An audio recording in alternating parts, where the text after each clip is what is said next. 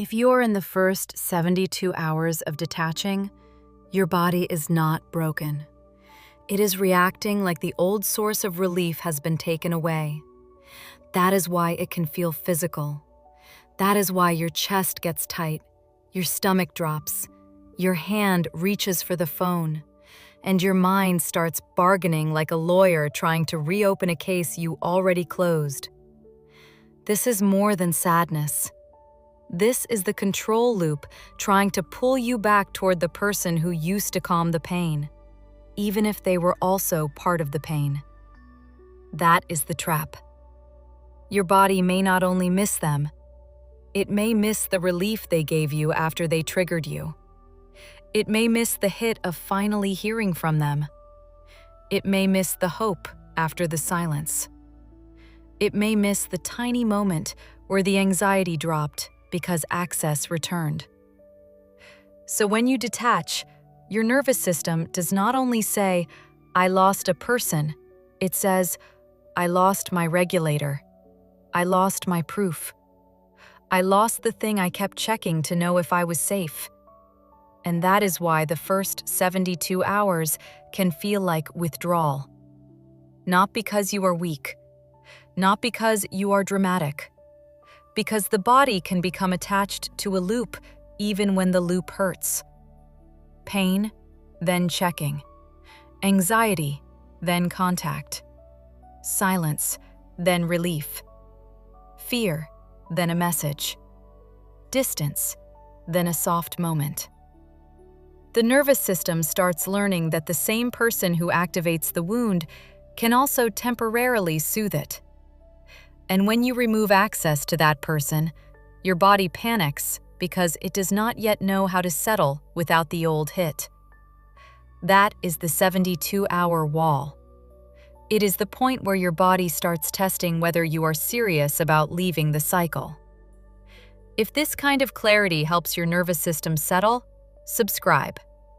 PsychBond is a daily decoder for psychology, relationships, and avoidant and anxious attachment patterns, so you stop guessing.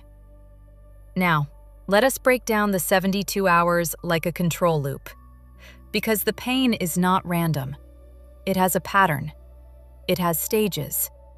And when you understand the stages, you stop treating every urge like truth.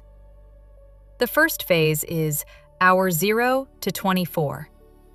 This is the panic loop. This is the shock stage. Maybe you decided not to text. Maybe you ended something. Maybe they disappeared and you finally stopped chasing. Maybe you muted them, deleted the thread, or promised yourself you would not check. On the outside, it can look like a decision, but inside the body, it can feel like an emergency. The nervous system does not always understand the difference between emotional withdrawal and physical danger. It only knows that the source it was tracking is no longer available, so it starts scanning. It scans the phone. It scans memory. It scans old messages. It scans their profile. It scans the last conversation. It scans your own words. Did I do too much? Did I say the wrong thing? Should I have waited? What if they think I do not care? What if this is the moment they move on? The loop begins with absence. Absence creates panic. Panic creates scanning. Scanning creates more pain. More pain creates the urge to reach. And the urge to reach gets dressed up as clarity. That is how the panic loop tricks you. It does not say, "I want a nervous system hit." It says, "I just need to know. I just need to check. I just need to see if they watched. I just need to know if they care." But most of the time, checking does not give real clarity. It gives either a tiny hit or a bigger crash. If you see something, your mind starts interpreting. If you see nothing, your body feels erased. If they are online, you wonder why they are not talking to you. If they post, you wonder what it means. If they do not post, you still wonder what it means. Scanning pretends it will end the uncertainty, but it usually feeds it. That is why the first 24 hours feel intense. Your body is trying to reestablish access. It wants a signal, any signal. A text, a view, a reaction, a sign they noticed, a sign they are hurting too, a sign that you still exist in their nervous system. But the first rule of the 72-hour wall is this: the urge to check is not always your intuition. Sometimes it is withdrawal asking for a dose. Your body is looking for the old pathway back to relief. And if you give it that pathway too quickly, you teach the loop that panic gets rewarded with contact. That is how the clock restarts. You do not restart because you are bad. You restart because the body got the hit and learned, when the pain gets high enough, we go back. So in the first 24 hours, the work is not to feel calm. Calm may be too much to ask. The work is to not obey every alarm. You may still shake. You may still cry. You may still want to write the message. That does not mean you are failing. It means the control loop is loud. Progress in the first 24 hours is sometimes very small. It is not, I feel nothing. It is, I felt the urge and did not feed it. It is, I wanted to check and waited. It is, I let the wave move through without turning it into a message. It is, I stopped calling pain proof that I need to go back. Because pain is not always proof. Sometimes pain is the body detoxing from a pattern it used to survive. The second phase is hour 24 to 48. This is the bargaining loop. This is where the mind becomes clever. The first day is often raw panic. The second day can become negotiation. The body is still hurting, but now the mind starts trying to make the relapse look reasonable. It says, maybe one message would help. Maybe one final explanation would give me closure. Maybe I should send something calm so I do not look emotional. Maybe I should check their page just once. Maybe I should unblock them to see if they tried. Maybe I should leave a door open. Maybe this silence is making things worse. Maybe detaching is too harsh. Maybe if I reach out maturely, I will feel better. This is dangerous because bargaining feels logical. It can sound healed. It can sound kind. It can sound adult. But underneath it, the body may be trying to get the hit without admitting it wants the hit. That is why this phase is so slippery. You are not always bargaining for closure. Sometimes you are bargaining for relief. You are not always trying to understand. Sometimes you are trying to touch the wound again because the wound is familiar. The loop says, one last text will calm me. But if one last text opens the cycle again, it was not closure. It was access. The loop says, one last check will give me information. But if that check makes you spiral for the next 6 hours, it was not information. It was activation.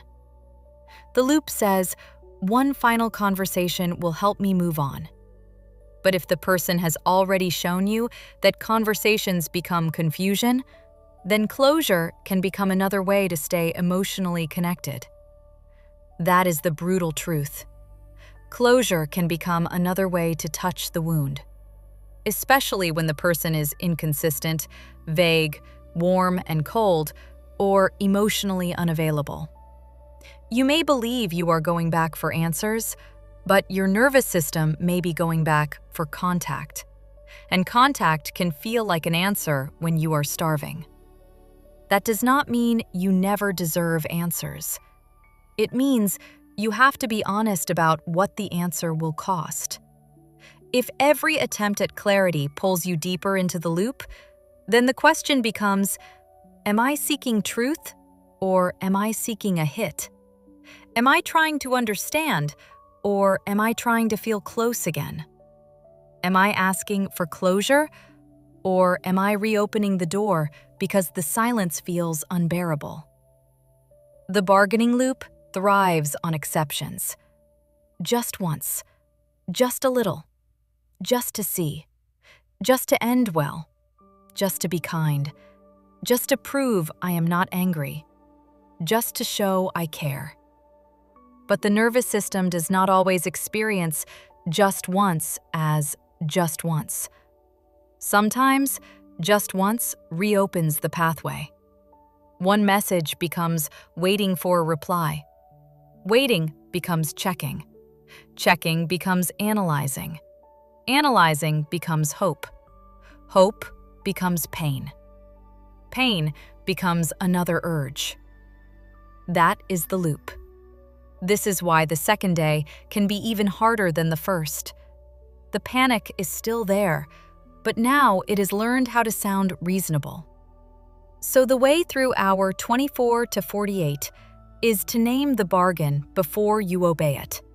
You say, this is the part of me that wants one more dose of relief. You say, this is my brain trying to negotiate with withdrawal. You say, this urge feels urgent, but urgency is not wisdom. You say, if I still want to send this after the wave passes, I can reassess later. But I do not need to make a decision from the part of me that is trying to stop pain immediately. That line matters.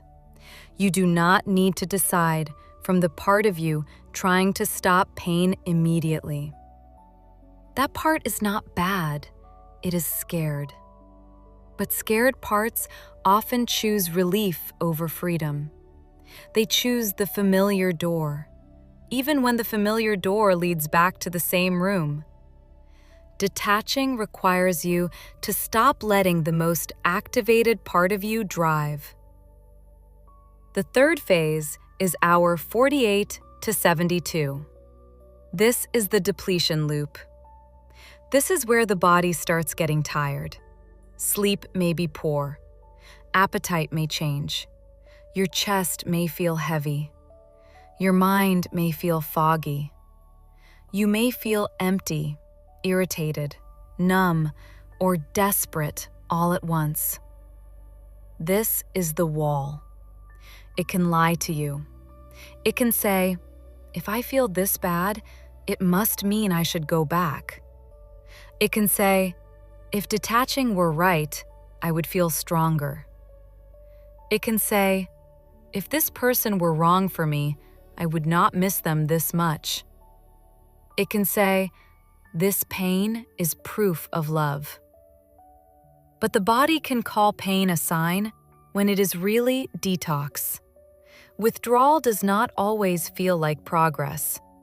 Sometimes the beginning of freedom feels like collapse, because your system is losing the old way it regulated itself. The absence of the hit can feel worse before it feels better. Not because the hit was healthy, but because the body had adapted to it. This is how loops become addictive. The relationship does not have to be safe to become familiar. The bond does not have to be healthy to become hard to leave. Familiar pain can still become a pattern the body knows how to survive. So when you step away, the body may panic because it does not yet trust quiet.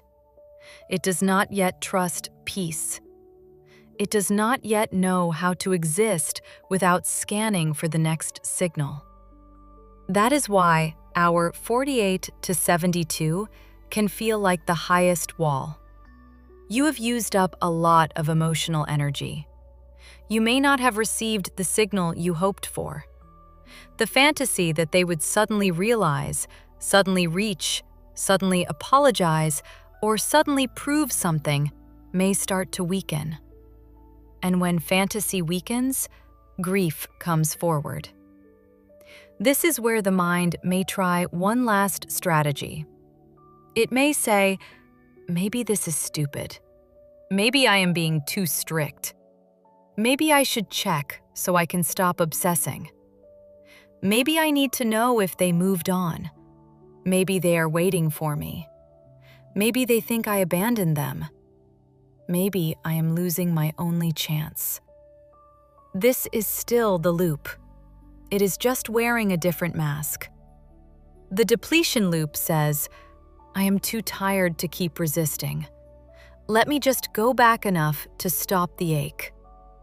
That is why the 72-hour wall is so important. It is often not the moment where you feel powerful. It is the moment where you feel tired enough to choose the old pattern, unless you understand what is happening. The wall is not proof you cannot detach. The wall is where the old loop gets loud, because it is not being fed. If you do not feed it, it may scream. But a screaming loop is not a command. It is a signal that the system is losing control. And that can actually be the beginning of reset. The reset does not feel glamorous. It may feel like sitting on your hands while your body wants the phone. It may feel like taking a shower while crying. It may feel like walking outside without knowing where to go. It may feel like eating something even when your stomach is tight. It may feel like putting the phone in another room. It may feel like telling yourself, I do not need to solve my whole life tonight. It may feel like surviving one wave and then another. That is regulation. Not perfect calm, not spiritual detachment, not suddenly not caring. Regulation means you stop treating the urge as instruction. You stop assuming that because the body wants contact, contact is the answer. You stop believing every emergency thought. You start giving your nervous system a new experience. Pain can rise and fall without you reopening the wound. That is how the control loop begins to weaken. The loop depends on repetition. Pain rises, you seek contact. Anxiety rises, you check. Uncertainty rises, you ask for proof. Loneliness rises, you return. The loop stays strong because the body keeps learning that distress ends through the other person. To break the loop, the body has to learn something new. Distress can move through me without contact. An urge can exist without becoming action. Missing them does not mean I should reach. Withdrawal does not mean the bond was right. The body can survive the first wall. This is not about being cold. It is about not making your nervous system dependent on the same pattern that keeps hurting it. Detaching does not mean you stop loving in 72 hours. It means you stop feeding the pathway that keeps turning pain into pursuit. You stop giving the loop new material. You stop reopening the emotional tab every time the body panics. And you stop confusing the need for relief with the need for the person. That distinction is everything. Sometimes you miss them. Sometimes you miss relief. Sometimes you miss the version of you that still had hope. Sometimes you miss the fantasy that one more conversation would finally make the pain make sense. Sometimes you miss the hit of being noticed after feeling discarded. Sometimes you miss the softness after the silence. Detaching asks you to separate those things. Do I miss this person as they really were? Or do I miss the relief they sometimes gave me after making me anxious? Do I want contact because it is aligned with my self-respect, or because my body is trying to stop withdrawal? Do I want closure? Or do I want access? Do I want love? Or do I want the panic to drop? These are not easy questions, but they are the questions that make detaching real. Because if you do not ask them, the loop will answer for you. And the loop almost always chooses the quickest hit. It chooses the message, the check, the reread, the social media scan, the accidental opening, the excuse, the closure talk, the one last time. The loop will always make contact look like medicine. But medicine heals. A hit repeats. If the contact gives temporary relief and then drops you back into the same hunger, it was not healing. It was another dose. This is why the first 72 hours matter so much. Not because everything is fixed after 3 days. It will not be. Not because you will never miss them again. You might. Not because the attachment disappears. It does not work that way. The first 72 hours matter because they are often the first time your body discovers whether you will keep feeding the old pathway or start building a new one. Every time you do not feed the loop, even if you still feel terrible, you are teaching your body something new. You are teaching it that distress is not an emergency that requires contact. You are teaching it that absence can be survived. You are teaching it that the old hit is not the only way to come down. You are teaching it that you can feel longing without turning it into pursuit. That is not small. That is nervous system work. But this is where you have to be careful. The mind will look for loopholes. It may say, I am not texting them, I am just checking. I am not reaching out, I am just looking at old photos. I am not going back. I am just reading the thread. I am not chasing. I am just posting to see if they notice. These can all become ways to keep the loop alive. Not because you are wrong for struggling, but because the nervous system does not only attach through direct contact. It attaches through attention. Every time you feed the person your attention, your body may treat it like partial access. That is why detaching is not only about not texting. It is about reducing the behaviors that keep reopening the wound. Checking is contact with the wound. Rereading is contact with the wound.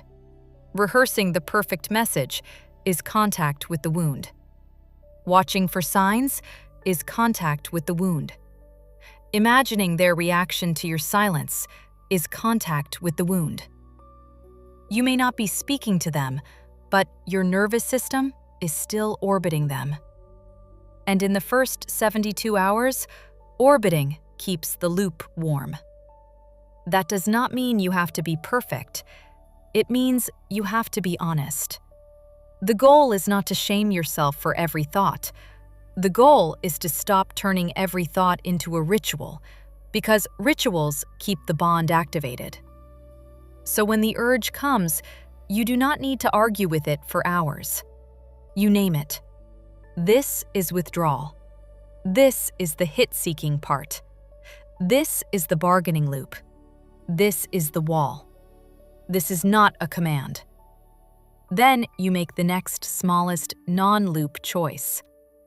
Drink water. Move your body. Put the phone down.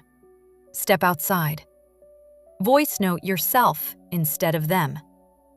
Write the message and do not send it. Take a shower. Eat something. Breathe through the chest tightness. Let the urge peak and fall. You are not trying to become healed in one wave. You are trying to stop making the wave the boss. The hardest part of detaching is not missing them. It is surviving the part of you that believes contact will save you. That part may beg. It may threaten. It may say you will never feel better. It may say you are losing them forever. It may say you need them tonight. It may say Nobody else will feel like this. It may say, the pain means the bond is special. But that part is not always telling you the future. It is telling you how scared it feels without the old regulator. And you can care for that part without handing it the phone. You can say, I know you want relief. I know you think contact is the only way. I know you are terrified that silence means loss.